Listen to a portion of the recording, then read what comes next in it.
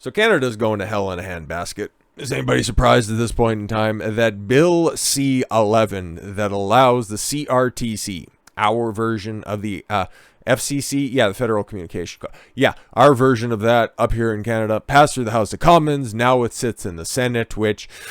interesting. Some of the more tyrannical laws that Justin Trudeau and the NDP, it's just one big socialist party over there on the left. Whenever they pass something that's exceptionally egregious, they've been pretty good lately at just snapping it out, which is kind of why the Emergency Act, it never got through the Senate because they were just going to deny it. And by the time that that caught wind of Justin's ear, he's like, oh, we'll just go ahead and pull it back for a second. So we got all of the authority without having to fess up to any of the responsibility. You really do love to see it through gritted teeth, but yeah, it's passed, man. It's passed, and it doesn't bode well for me, and especially for the video that I dropped yesterday. Yeah, man, days are numbered in Canada, unless, of course, Polly Pocket shows up, and he's gonna get rid of it, I guess, or whatever. We'll get into some of this, but...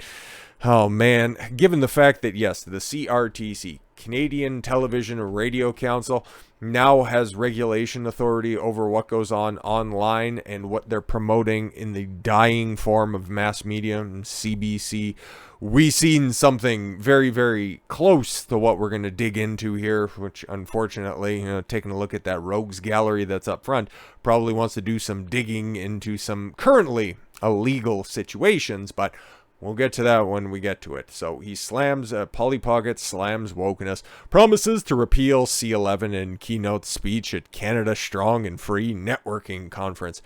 Fantastic, man. I'm sure it's all wonderful.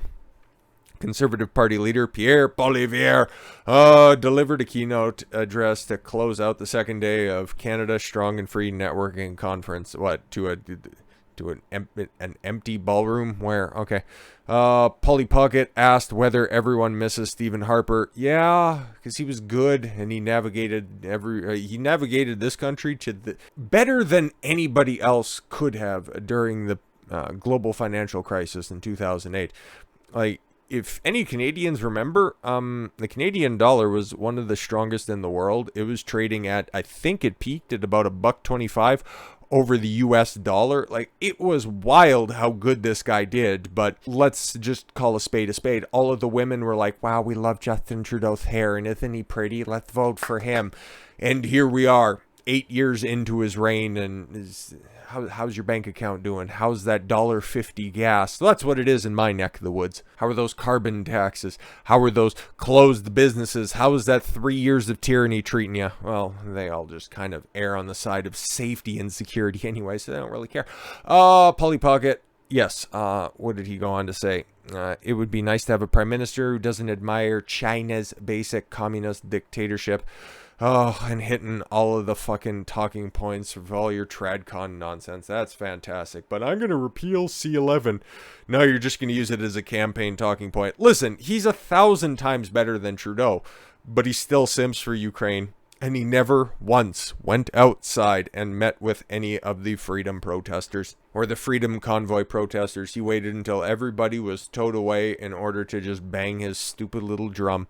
And for him, it's a very small drum, very tiny drum. And said, oh, look at what Trudeau did. You didn't do anything to help them, though, bro. So, but now that side of the CRTC, and it's actually fair to say the woke mob up here in Canada are now going to try to ban Fox News. It's interesting because Fox News, when it comes to being a regular traditional cable channel, I don't think you can get it up here. Like, obviously you get Fox affiliates. It's one of the big networks, but Fox News, doesn't exist on cable boxes. I don't know if there's a desire for it or anything like that. All of our standard broadcasters that are up here, CTV, Global, and I guess CBC, it's just all rebroadcasts of different shows. So it's we basically get either on my side of the country, for an NBC affiliate, I think it's been years since I've watched basic cable, but We get the Seattle. We get King 3. Is that the NBC affiliate? I know it's King, but we get that up here. And I think also Seattle's Fox rebrand. It used to be 35 on Northern Cablevision. That's how long I have to go back into the archives. Nobody's gonna get that reference. Nobody at all. Okay, I think it's what, Eastlink? Is that? Listen, I have no fucking idea what the local affiliates, okay, when it comes to all this shit is. But regardless, yeah, they just repackage all the shit to CTV, CBC, and City and Global. It's all, basically it's all owned. If you just take it at a holistic level, they're all owned by either Rogers Broadcasting or Bell Broadcasting, okay, or the Liberal Party of Canada, or CBC. But because now, through the powers, if it's ratified in the Senate, that they get afforded through Bill C-11, getting rid of online Fox News content, great. Fantastic. So even just milquetoast conservative talking points are too much for the liberal agenda. Where the fuck do you think I'm gonna go? Anyways, Egal Canada, the fuck, an organization of, I thought there were supposed to be A's in there, the alphabet people and issues, released a statement calling on Canada's regulators, the CRTC, to begin public consultations on the removal of Fox News from a list of non-Canadian programming authorized for distribution in Canada. The group is calling for an essential Fox News ban in Canada after host Tucker Carlson featured the group on his program. Yeah, okay, in an open letter from the group that's, I don't know, written in crayon on fucking, tear-soaked cardboard. The coverage aimed to provoke hatred and violence towards the fucking weirdos. Particularly those are, I ain't reading all of this fucking gay nonsense, okay? Because you take a look at the people that he was criticizing, and that's a group of people that you have right there, okay? New bill. This is an Ontario-specific bill, okay? Would criminalize protests and offensive remarks in parts of Canada. Because those are the type of people. And once again, I'm a man. The way that my mind is structured and wired is to pattern recognize, is to notice if there's anything goofy that's going on. I see a lot of people dressed up as women and a whole bunch of women. So I'm just saying, and one kid that's like, please get me the fuck out of here. But here's 30 seconds of ear aids. Firstly, it enables the Attorney General to create a 2S LGBTQI plus community safety zone to prohibit within 100 meters of the property any homophobic, transphobic act of intimidation, threat, offensive threats, offensive remarks, protest, disturbance. Oh, I just note it's so commonplace up here. Like when I go out for a morning run, I still see people alone in their vehicle wearing masks. Get me the fuck out of this country. But there they are up on stage and people nodding along. Yeah, no, we need a safe zone around anywhere that we're going to be sexualizing children, because that would be bad if anybody, didn't want a guy's balls dingling in front of your kid's face. That would be terrible, right? And distribution of hate propaganda within the meaning of the criminal code. It also comes with it a penalty of $25,000 if prosecuted successfully. $25,000 bill for saying that dude doesn't get to put his dick in my kid's face. That is propaganda? Stating facts.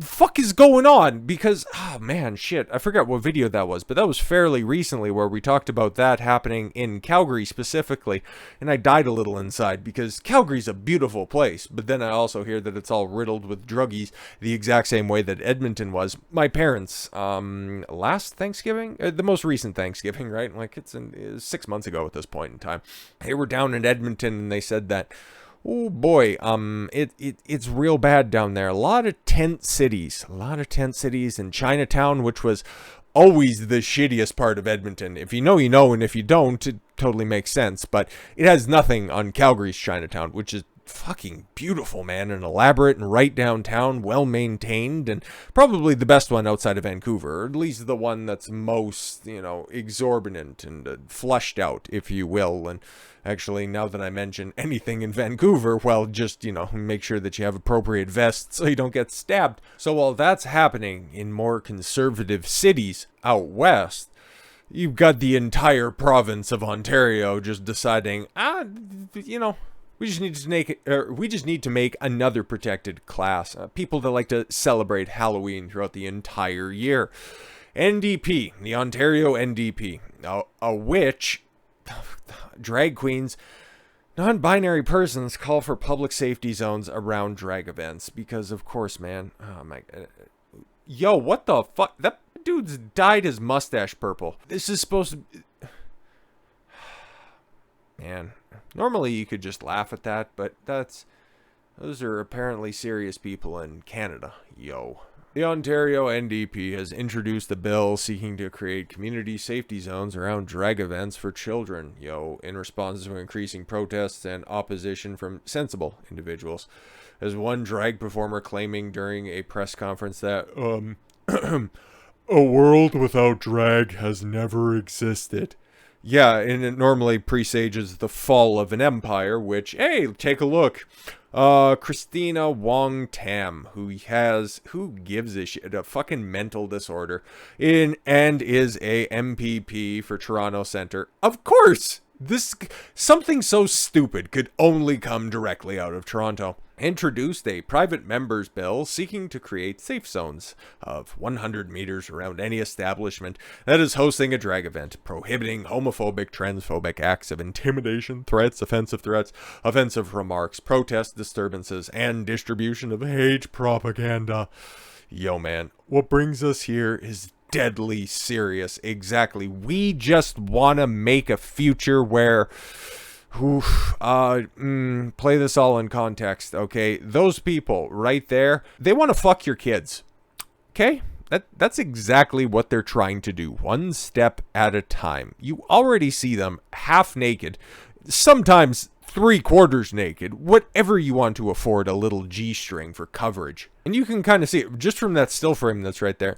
I think that lady right behind that is having some thoughts run... I was like, oh God, there's so much mental illness around me, and these people have never been told, what the fuck are you doing in public? Wong Tam, oh my God, very Wong, incredibly Wong. Then proceeded to explain that the alphabet pederasts in Ontario is facing increased hate and violence. Yeah, I wonder why. Citing a rise of over 60% between 2019 and 2021. Yeah, well... imagine that when you were just doing things as legal, lawful adults over there, nobody cared. But then you started to put it in schools and you started to mess around with people's children, and then all of a sudden you started to see a problem. Interesting. No specifics were given because, of course, it's the exact same thing that people do on social media. I had a bad take, and then all of a sudden, I'm getting death threats. That's why I need to put my profile on private. No, you're just stupid. Now you're facing consequences. That's bigotism. Sure it does. But didn't provide any examples of a hate crime against an adult entertainer who enjoys reading stories to young children. The NDP, member of provincial parliament. That's what MPP stands for. Member, whenever you see an MP next to somebody's name, they're just federal leeches. All right. Was able to give a long list of protests that have occurred throughout the province, which included Ottawa, Hamilton, Pembroke, Guelph, and Toronto. Throughout, yes, the entire province, but outside of Ottawa, all of that shit is right there. Whenever you take a look at a map of Canada, the little dangly bit that's right there, okay, doing a really terrible Florida impression, and that little herpes-ridden cyst that's on the crotch of our country, that's the Greater Toronto Area. If that would just break off and, sink to the bottom of the Great Lakes, well, that'd be a lot of people gone, but not a lot of intelligence or good thought or anything really. Like a hell of a lot of good, hockey players, but outside of that, rest of the country, there's more that are coming out of like the Atlantic provinces anyways. Wong Tam has been asking conservatives how they plan to keep the community safe, and after receiving only vague, unfocused, and ultimately unhelpful replies, because they're like, I don't know, those dudes can probably take care of themselves, like, who fucking cares? Wong Tam explains the drag communities are done waiting. Oh my God, what are they going to get, sequin bedazzled baseball bats and start patrolling the street, girls? But it won't be very good if you want to sneak up on any one of these bigots that are out there, because you just hear the clanking and the clicking of high heels. It's just, it really doesn't go that far. And plus, we know when you're dressed like that, you're not sneaking up on anybody. Trans people are being told that they need to be eradicated from this world. Cite the source. Cite the source, okay? For as many jokes as I like to level, I'm never calling for the eradication. I'm always calling for the education, okay? Because you take a look at the stats, it kind of really just borne out that it's a mental illness, given the fact that 42% of them just decide to at the end of the day. So, I don't know, maybe we run that back a little bit. Maybe we figure some stuff out. But, oh no, that's taking the word of Scarlett Bobo during the press conference. An actual legitimate, take it with a grain of salt, legitimate political party in the province of Ontario, the most populous province, a performer, a drag queen, a dude in women's clothing, Scarlett Bobo. Yo, man, this place, man. We are being forced to fear, and we cannot let fear win. We will not let fear win. A world without trans people has never existed. Again, cite your source. A world without drag has never existed, and it never will. Queer people have always been here amongst us. Yeah, no, and everything was fine when you weren't trying to make it your one defining characteristic. They're our mothers. No, they aren't. Our fathers. No, they aren't. They're our families. No, they aren't. Or at least not the close-knit part, okay? You might have that weirdo uncle that's out there, but outside of that, man. Drag is art. Drag is culture. Drag is educational. Drag is creative. Drag is comedy. But drag is not a crime. Sexual assault is a crime. Take a look at some of those videos that get recorded that you don't really know about, where you have all of those strong, empowered single mothers bringing their toddlers that are down there. There's a bunch of genitalia in the close proximity of children, which last time I looked is still a criminal offense. Still a criminal offense, but not for long. Not for long with bills like this, and especially when it's being purported that you cannot criticize it under threat of the CRTC. Ay, man. I weep for this country that I once loved, but then at the same time, packing my bags to get the fuck out of here. So with all that said, thank you all very much for the gift of your time. I've been Don Consuelo. I want you to follow your gut and get after it. Take care, everyone.